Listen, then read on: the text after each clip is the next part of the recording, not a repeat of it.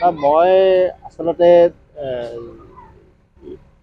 এই লাহোৱাল প্ৰেছ ক্লাবৰ 22 সংখ্যক প্ৰতিষ্ঠা দিৱসত প্ৰেছ ক্লাবৰ যি জুৰি সমিতি আছে তেখেতসকলে ভৱকান্ত কোঁৱৰ ডাঙৰীয়া যিগৰাকী এগৰাকী বৈষ্ণৱ পণ্ডিত হিচাপে খ্যাত বহুকেইখন গ্ৰন্থৰ প্ৰণেতা তেখেতৰ সোঁৱৰণত প্ৰৱৰ্তন কৰা বঁটাটি আজি মোক প্ৰদান কৰিলে। কিন্তু ইয়াৰ কাৰণে আচলতে মই কিমান যোগ্য মই নিজক সেইটো ক'ব নোৱাৰোঁ। কিন্তু জুৰি বৰ্ডে মোক নিৰ্বাচন কৰাৰ বাবে মই তেওঁলোকলৈ ধন্যবাদ জনাইছোঁ। আৰু সঁচাকৈ এই বঁটা বাহনবিলাক যিসকলে পায় তেওঁলোকতকৈ যিজনৰ নামৰ সোঁৱৰণত দিয়া হয় আচলতে তেওঁহে বেছি আমি জনা উচিত বুলি আমি ভাবোঁ। আৰু সেইধৰণে ভৱকান্ত কোঁৱৰ ডাঙৰীয়াৰ সম্পৰ্কে আমাৰ খুব কম মানুহে জানে। তেওঁলোকে আৰু অধিক জ্ঞাত হোৱাৰ প্ৰয়োজন আমাৰ সাংবাদিকসকলৰ আছে বুলি ভাবোঁ।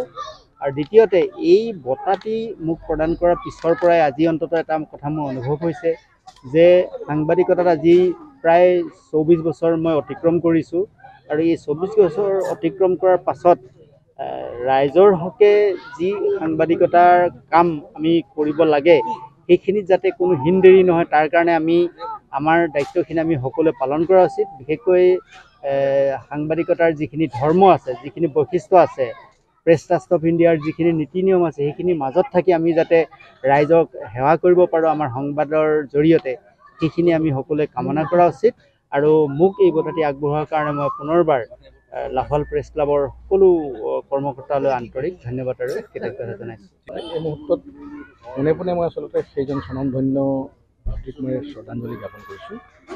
আৰু মোৰ এই বঁটাৰ বাবে নিৰ্বাচিত কৰাৰ বাবে লাহোৱাল প্ৰেছ ক্লাবৰ সভাপতি মোৰ ধন্যবাদ জ্ঞাপন কৰিছোঁ। আচলতে এই বঁটাৰ বাবে কিমান মোৰ আচলতে যোগ্যতা আছে মই নাজানো, কিন্তু তথাপিও যিটো যুৱতে মোক নিৰ্বাচন কৰি দিছে গতিকে সেই কথা মই তেওঁলোকৰ আশীৰ্বাদ হিচাপে আচলতে মই গ্ৰহণ কৰিছোঁ এই বঁটা। আৰু ভৱিষ্যতৰ দিনত এয়া মোৰ এটা দায়িত্ব বাঢ়িল বুলি মোৰ অনুভৱ হৈছে, যিহেতুকে আহিব লগা দিনবিলাকত এই সেৱাৰ ক্ষেত্ৰত অধিক মনোনিৱেশ কৰাৰ মোৰ প্ৰয়োজনীয়তা আহিছে বুলি মোৰ অনুভৱ হৈছে।